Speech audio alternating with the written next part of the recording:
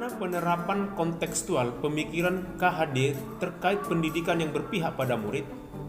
Untuk menjawab pertanyaan ini, kita harus lebih dulu memahami filsafat pendidikan Ki Hajar Dewantara. Namun sebelum memahami filsafat pendidikan KHD, kita harus lebih dulu mengerti siapa subjek pendidikan menurut Ki Hajar Dewantara. Menurut KHD, pendidikan adalah tuntunan dalam hidup tumbuh kembangnya anak-anak sesuai dengan kodratnya untuk mencapai keselamatan dan kebahagiaan yang setinggi-tingginya, baik sebagai individu maupun sebagai anggota masyarakat.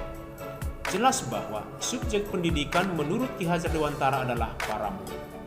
Guru hadir untuk melayani murid. Sebagai subjek pendidikan, murid bersifat otonom. Ia memiliki kodrat bawaan lahir yang diwariskan kepadanya. Segala potensi atau kekuatan untuk berkembang ada dalam dirinya. Kaum pendidik hanya dapat menuntun tumbuh atau hidupnya kekuatan-kekuatan itu. Caranya adalah mengusahakan dan menyiapkan wahana atau lingkungan sosial yang cocok dan kondusif. Ki Hajar Dewantara membagi watak manusia menjadi dua. Pertama, watak intelek, yaitu bagian yang berhubungan dengan kecerdasan yang dapat berubah melalui pendidikan. Kedua, watak biologis, yaitu bagian yang berhubungan dengan dasar hidup manusia dan tidak dapat berubah selama hidup. Intelek dapat diasah, sementara perangai biologis tetap abadi. Sekalipun dari kodratnya baik, Ki Hajar Dewantara mengakui ada potensi buruk dalam diri manusia. Bahkan potensi buruk itu dipahami sebagai kodrat sehingga tidak dapat hilang. Oleh karena itu, tujuan pendidikan menurut Ki Hajar Dewantara adalah mempertebal goresan-goresan positif dan memburamkan bahkan menghilangkan goresan-goresan negatif.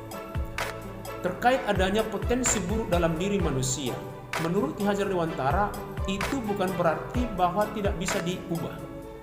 Ia mengatakan bahwa tabiat biologis tidak dapat hilang. Seorang yang kikir misalnya akan tetap kikir walaupun ia tahu dirinya harus dermawan. Namun intelek yang diasah lewat jalan pendidikan bisa mengalahkan bahkan melenyapkan tabiat-tabiat biologis. Saya lebih suka mengatakan hal-hal negatif yang keluar dari diri manusia bukan sebagai potensi kodrati, melainkan hanya kecenderungan keliru dari kehendak manusiawi. Oleh karena itu, manusia membutuhkan model pendidikan yang tepat, seperti dikatakan Ki Hajar Dewantara. Pendidikan tepat apabila berpihak pada murid yang kodratnya baik, tapi ada kecenderungan buruk. Bagaimana penerapan gagasan Ki Hajar Dewantara ini dalam pendidikan? Saya menganalogikannya dengan bermain layang-layang. Murid bagaikan layang-layang. Seperti layang-layang yang dalam dirinya memiliki potensi terbang setinggi-tingginya, anak-anak juga dapat berkembang semampu yang ia sanggup. Seperti layang-layang, anak-anak harus dilepas agar potensinya aktual. Dalam bermain layang-layang, pemandu harus mencari lokasi dan situasi terbaik untuk melepaskan layang-layang agar bisa terbang maksimal.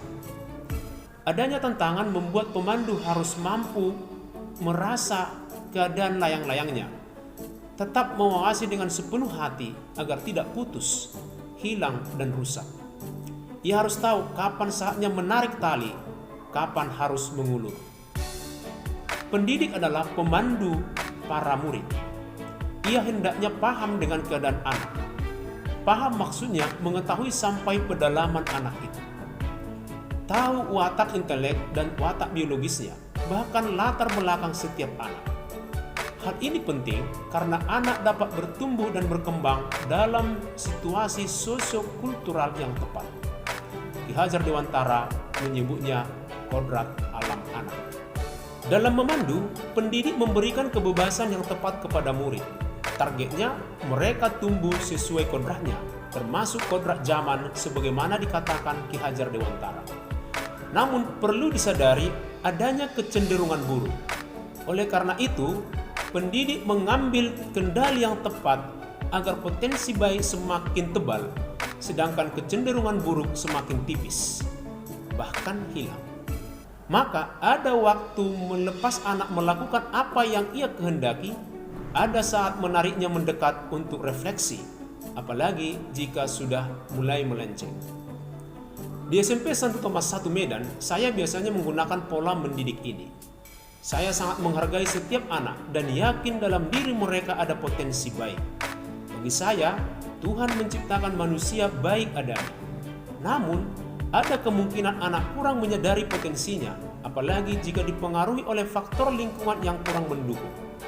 Sekolah pun harus dibangun menjadi sebuah keluarga, di mana ada kedekatan antara guru dan murid. Sekolah saya memiliki praktik baik yang disebut asistensi, yaitu pendidik hadir dan berada bersama anak. Guru melakukan percakapan penuh kasih dengan murid. Anak bisa bercerita tentang apa saja, seperti keluarga, teman, pelajaran, cita-cita, masalah, kesulitan, harapan, sampai kepada pengalaman mulai jatuh cinta. Pada saat istirahat, guru berbaur dengan murid. Anak-anak yang sedang dalam masa pertumbuhan perlu ditemani dalam mengekspresikan diri dengan tepat. Asistensi sangat sesuai dengan pemikiran Ki Hajar Dewantara tentang pendidikan yang berpihak pada murid. Lewat asistensi, saya selalu memandang murid sebagai subjek yang dapat membuat dirinya mentas dan bernas. Potensi diri mereka sangat besar dan positif. Saya hadir mendampingi dan menyemangati mereka mewujudkan pertumbuhan yang tepat serta terhindar dari kerusakan. Memaksimalkan pertumbuhan dan perkembangan kekuatan-kekuatan diri peserta didik, saya lakukan juga dengan memberi kesempatan kepada murid mengekspresikan dirinya. Mereka tampil menyampaikan ide-ide mereka. Bahkan ada kesempatan di mana murid mengajar teman-temannya satu kelas. Cara ini dapat membuat murid lebih mudah mengasah ketajaman akal budi. Karena anak harus berkembang sesuai kodrat zaman, saya juga mendorong murid saya menggunakan berbagai teknologi dalam pembelajaran. Mereka menyiapkan dan memaparkan presentasi ide dan gagasan menggunakan aplikasi-aplikasi digital. Ini penting karena mereka harus dipersiapkan untuk situasi disruptif, yaitu masa mendatang yang berbeda dengan masa kini.